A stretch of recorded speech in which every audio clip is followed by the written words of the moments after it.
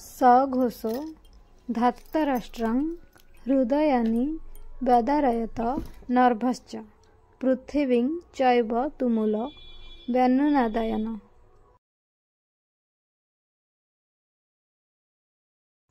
सेई भीषण शंख शब्दरे आकाश पृथिवी प्रकंपित होई धृतराष्ट्रଙ୍କ पक्षर समस्तଙ୍କ हृदय विदारण कला।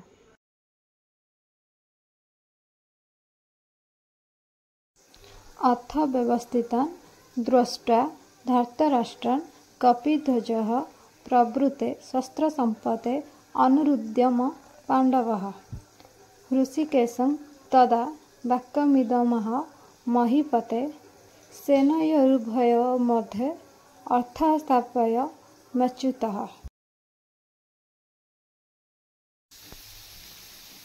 एठारे संजय धृतराष्ट्रଙ୍କୁ संबोधन करुछन्ति।